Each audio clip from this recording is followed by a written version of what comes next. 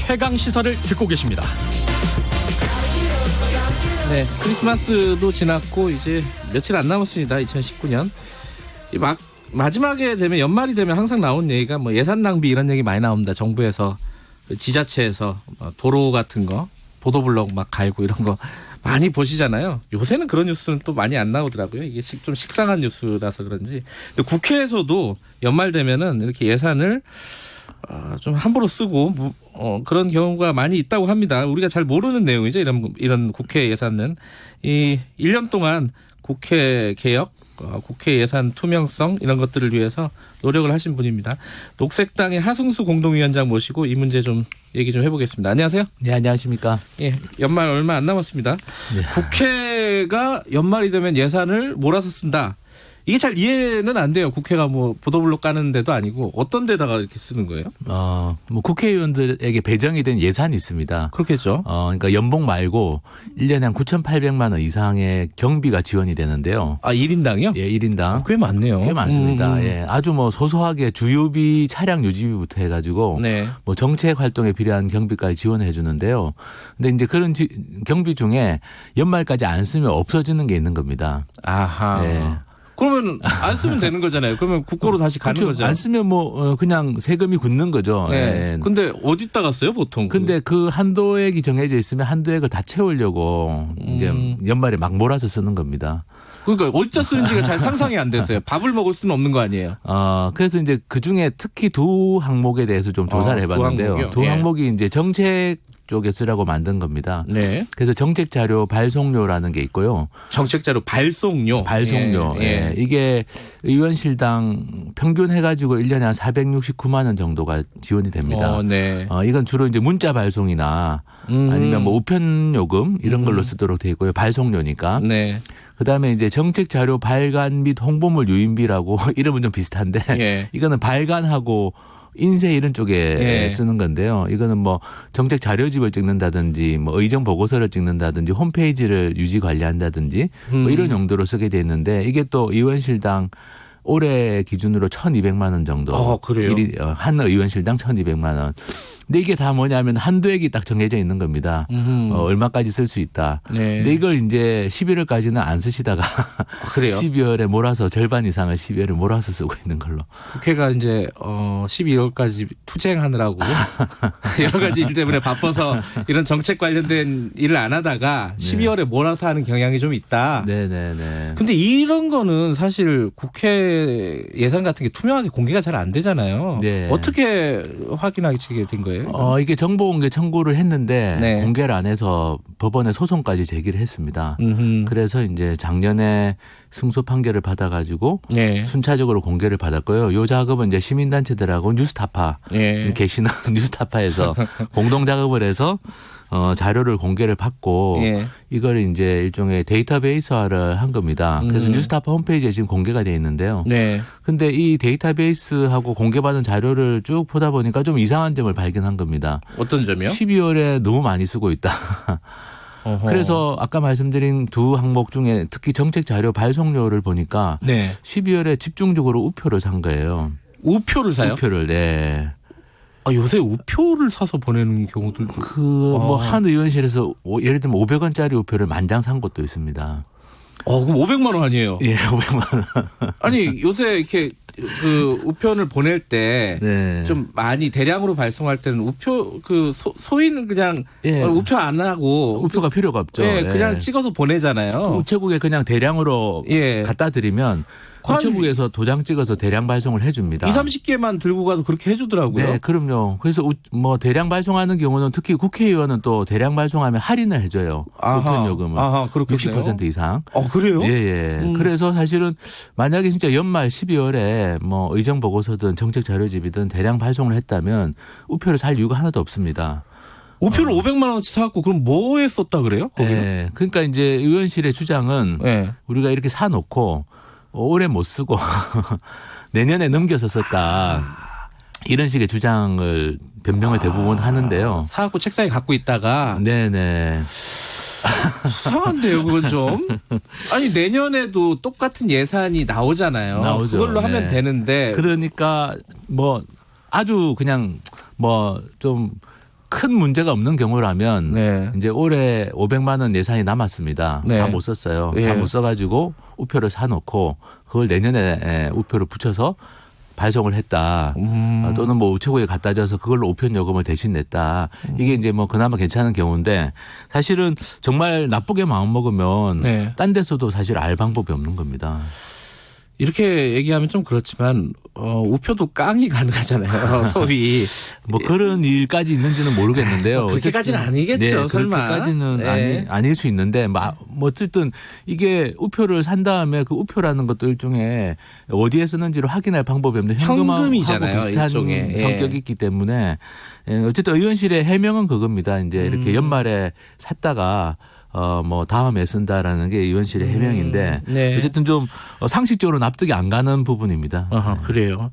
그러니까 그렇게 뭐 한두 군데가 아니라 꽤 여러 곳이 많은 의원실들이 그렇게 지금 하고 마지막에 있습니다. 네. 우편 발송료를 몰아서 쓰거나 네. 심지어 현금화할 수 있는 우표를 대량으로 산다거나. 네, 그렇습니다. 그리고 정말 놀라운 거는 예를 들면 523만 원이 배정이 됐다. 예. 정책 자료 발송료가. 예. 그럼 뒤에 이제 끝에 10원짜리까지도 있거든요. 예. 배정 한도액이. 아 그렇겠죠. 예, 예. 근데 10원짜리 우표까지 사서 다 그러니까 한마디로 말해서 배정된 돈을 100%다 쓰는 10원짜리 우표까지요. 예, 사가지고 알뜰하게 다 쓰시는 의원들도 있더라고요. 어떻게 네. 생각하면 알뜰한 건데 네. 국민 입장에서 자기들이 생각할 때는 알뜰한 거잖아요. 네. 나한테 배정된 돈을 일단 다 사용을 한다. 네.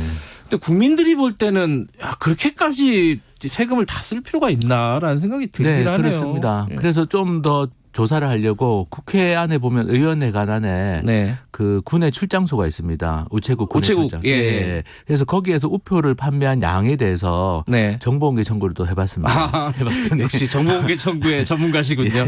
예. 했더니 지난 4년 동안 한 148만 장, 그러니까 2015년부터 2018년까지 148만 장의 우표가 네. 그 출장소에서 발렸는데요. 그 중에 89만 장, 그러니까 60% 이상이 12월에 발렸습니다. 60% 이상이 12월에 팔렸어요. 그러니까, 예. 1월부터 12월까지 12달이 있는데, 예. 근데 그 우체국, 특이한 우체국입니다. 왜냐하면 제가 서울에 있는 우체국들을 다 정보공개 청구를 해봤는데, 네.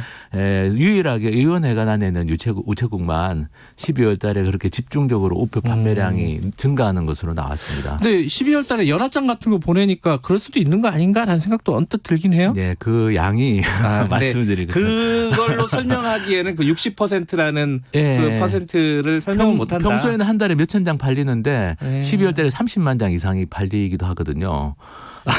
그런 경우는. 근데 이거는 저는 그 국회 사무처에서 규정을 우표를 사지 못하게 하는 규정을 만드는 게 더 나을 것 같기도 해요. 네, 그렇습니다. 어쨌든 예. 이게 이제 예산은 회계연도 독립의 원칙이라는 게 있거든요. 네. 그러니까 그 해의 예산은 그 해에 쓰는 게 원칙입니다. 네. 그걸 일종의 꼼수로 사재기 해놓고 내년에 쓰는 것도 사실은 회계 원칙에 위반되는 거고 만약 그러네요. 감사를 한다면 감사 지적사항도 될 수 있는 그 자체로 보더라도 그래서 사실은 이거는 좀 뭐 관리가 부실하다라고 볼 수밖에 없습니다. 하긴 근데 감사를 국회 감사를 잘 못하죠. 국회가 무서워서. 뭐 감사원도 쉽지 않죠. 감사를 못하기 때문에 예. 국회는 그 연말에 뭐 외유성 출장 이런 것도 많이 가나요? 많이 가죠. 예. 그래요? 지금이 시즌인데요. 아, 근데 지금 시즌인가요? 이제 필리버스터 국면 때문에 필리버스터 때문에 이게 네. 좋은 기회를 다 놓치시고 계시는구나. 아마도 해외 출장에 좀 차질이 있을 걸로 짐작이 됩니다. 근데 원래는 많이 가요? 연말에? 원래 많이 가죠. 연말에 국회 어. 끝나고 나서 많이 갑니다. 어. 작년에도 문제가 됐었잖아요. 네. 국회 정기국회 끝나고 왜 뭐 어디 베트남인가 네. 그 자유한국당 의원들 갔다가 문제가 됐었는데 하여튼 연말 연초가 또 시즌입니다. 그 아까 우표 살 수 있는 돈이 지금 대략 한 400에서 500만 원 정도 된다 그랬잖아요. 1인당. 한도 의원실에 469만 네. 원 정도 됩니다. 그리고 뭐 홍보 유인물 요런 거 찍을 수 있는 인쇄비 같은 경우도 한 1,200만 원 되고. 네, 이게 1인당 그렇다는 거고 네. 300명으로 곱하면은 몇십억이에요. 그죠? 그렇죠. 네. 정책 자료 발송료가 1년에 한 12억 이상 사용되고요. 12억. 그다음에 그 정책 자료 발간 및 홍보물 유인비가 1년에 36억 정도 사용됩니다. 그 정식 자료 발간 이것도 연말에 많이 하나요? 네, 많이 합니다. 의정 보고서도 많이 찍고요. 정책 자료집도 찍는데 좀 특이한 일을 하는 분들도 있습니다. 예를 들면 홈페이지를 뭐 연말에 갑자기 뭐 1,200만 원씩 들여서 만든다든지 뭐 이런. 1,200만 원이 한도니까. 예.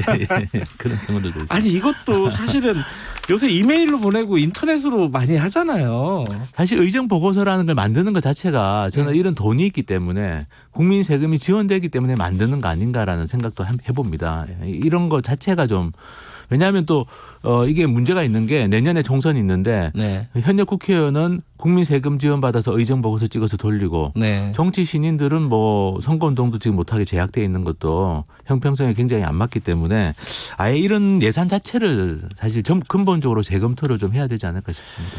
지금 한 1년도 넘었죠. 그 하성수 위원장께서 뭐 뉴스타파랑 같이도 하시고 네. 독자적으로도 하시고 이렇게 국회 예산을 좀 투명하게 써야 된다. 이런 어떤 활동들을 쭉 해오셨어요. 근데 좀 개선이 됐습니까? 어떻습니까? 뭐 그래도 정보 공개가 좀 된다는 거.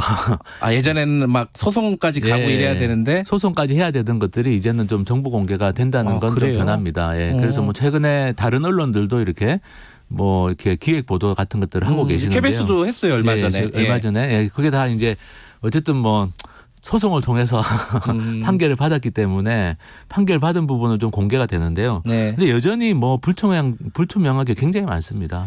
그 1인당 지원되는 액이 지금 뭐 계산이 됩니까? 국회의원들? 그러니까 국회의원 의원실별로 1인당 계산 네. 지원되는 건 이제 나와 있습니다. 뭐 9,800만 원 정도 다 합치면. 다 합치면. 네, 다 합치면 그 정도라고 나와 있는데 또 그거 말고도 보직을 맡고 있는 분들이 쓰는 돈들이 있거든요. 뭐 예. 상임이라든가 예. 뭐 이런 뭐 쪽에서. 특수활동비도 아직 있고요. 뭐 업무 추진비도 아직 있고.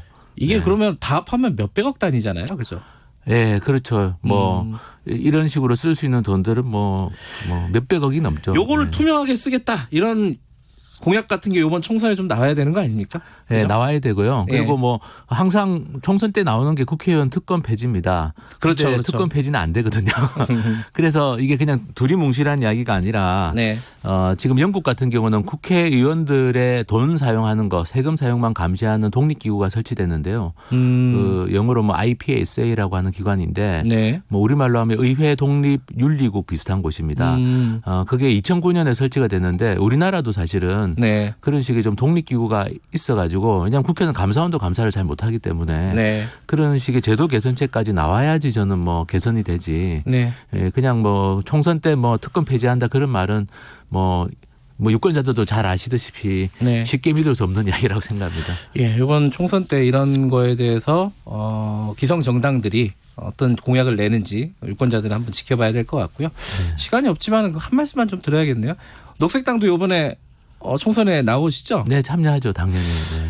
그 선거법이 바뀌는데 뭐 연동형 비례대표제 이거 네. 어떻게 보십니까? 이 지금 상황 지금 통과되려고 하는 법안은 뭐 적절하다고 보세요? 녹색당 입장에서 준소정당 입장에서 그 녹색당은 이제 전면 비례대표제가 그러니까 100% 비례대표제가 저기 강령에 나와 있습니다. 근데 이번에 게 한 비례성이라는 측면에서 보면 한 40에서 50% 정도 그러니까 반쪽짜리도 안 되는 거라서 뭐 내용적으로는 굉장히 좀 문제가 있고 아쉽다고 생각하지만 뭐 지금 선거제도가 빵점이기 때문에 빵점보다는 좀 낫다. 조금 낫다. 네.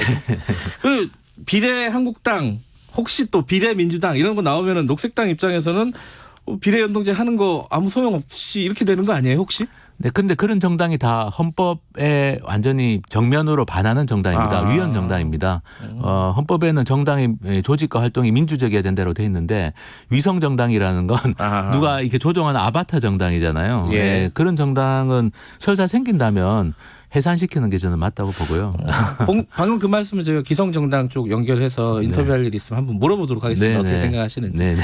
오늘 그 얘기 조금 더 하고 싶은데 다음 기회에 하죠. 뭐. 네. 고맙습니다. 네, 감사합니다. 네, 녹색당 하승수 공동위원장이었습니다.